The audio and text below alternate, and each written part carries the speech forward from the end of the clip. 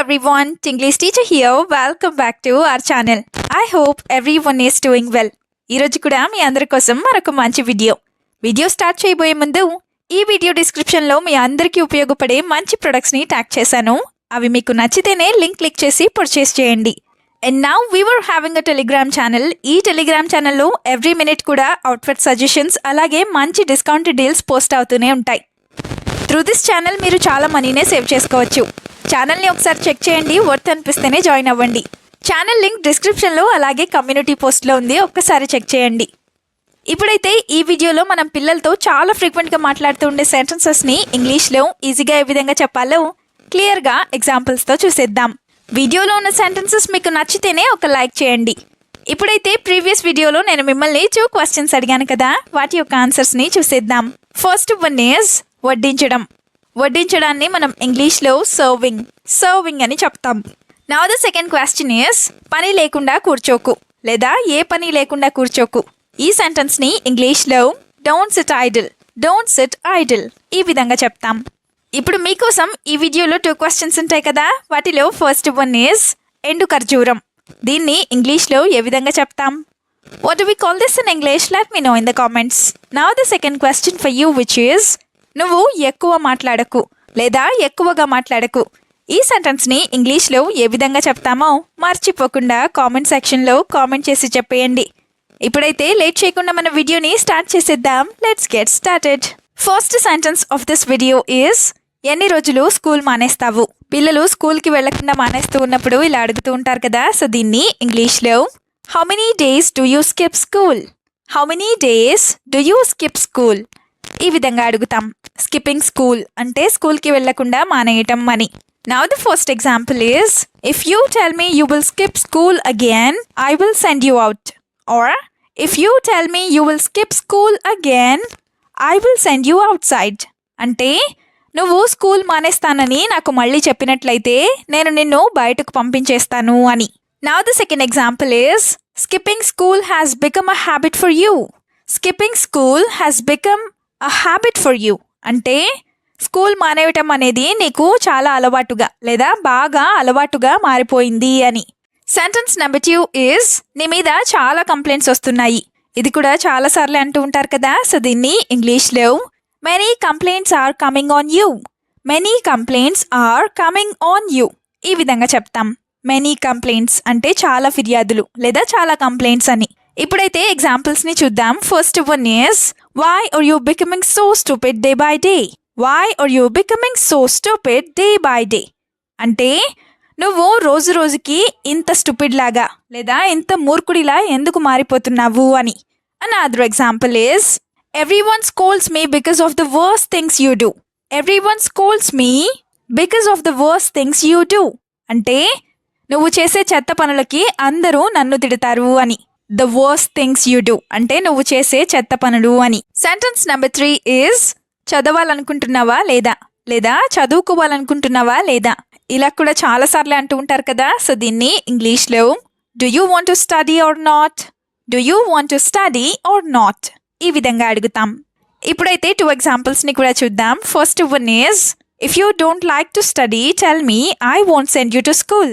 If you don't like to study tell me I won't send you to school అంటే నీకు చదవడం ఇష్టం లేకపోయినట్లయితే నువ్వు నాకు చెప్పేసేయ్, నేను నిన్ను స్కూల్కి పంపించను అని. Another example is you are doing such things because you are too used to the phone.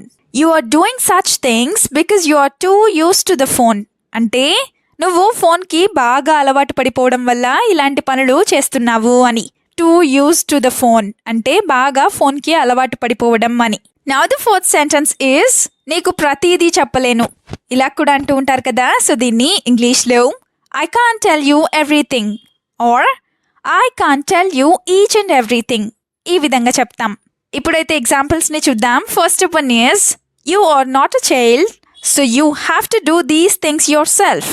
You are not a child so you have to do these things yourself అంటే నువ్వు చిన్నపిల్లాడివి లేదా చిన్నపిల్లవేం కాదు, ఈ పనులని నీ అంతటి నువ్వే లేదా నువ్వే చేసుకోవాలి అని.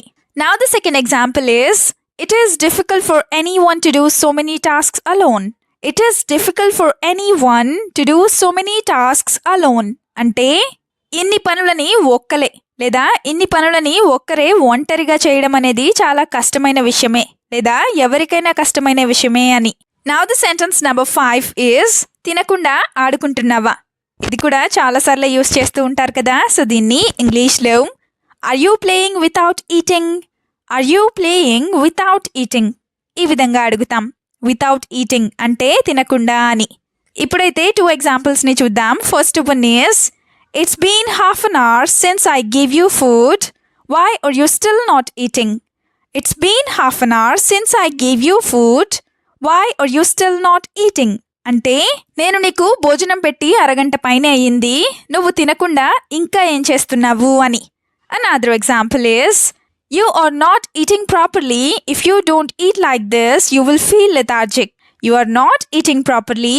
If you don't eat like this, you will feel lethargic.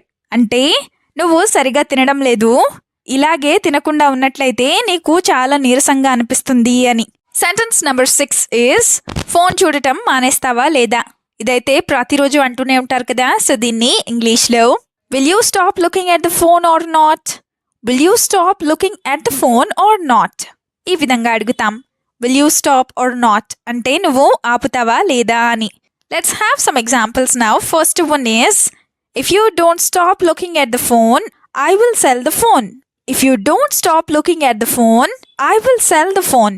అంటే నువ్వు గనక ఫోన్ చూడటం ఆపకపోయినట్లయితే నేను ఫోన్ని అమ్మేస్తాను అని. Another example is I am very afraid that you will lose your eyesight from looking at the phone all day. I am very afraid that you will lose your eyesight from looking at the phone all day. అంటే రోజంతా phone చూడటం వల్ల నీ కళ్ళు పోతాయేమో అని నాకు చాలా భయంగా ఉంది అని. నెక్స్ట్ సెంటెన్స్ ఈజ్ ఇద్దరు కొట్టుకోవడం ఆపండి. ఇది కూడా చాలా ఫ్రీక్వెంట్గానే అంటూ ఉంటారు కదా. సో దీన్ని ఇంగ్లీష్లో you two stop beating each other up, you two stop beating each other up ఈ విధంగా చెప్తాం. స్టాప్ బీటింగ్ ఈచ్ అదర్ అంటే ఒకరినొకరు కొట్టుకోవడం ఆపండి అని. Now the first example is I find it very annoying if you keep hitting each other like this. I find it very annoying if you keep hitting each other like this. అంటే మీ ఇద్దరు ఒకరినొకరు ఇలా కొట్టుకుంటూ ఉంటే నాకు చాలా చిరాకుగా లేదా చాలా నసగా అనిపిస్తోంది అని. Another example is why did both of you make the house like this apart from hitting each other. Why did both of you make the house like this apart from hitting each other. అంటే మీ ఇద్దరు ఒకరినొకరు కొట్టుకోవడమే కాకుండా ఇల్లంతా లేదా ఇంటిని ఇలా ఎందుకు చేశారు అని. Now the last sentence is మళ్ళీ ఏడుపు మొదలు పెట్టకు.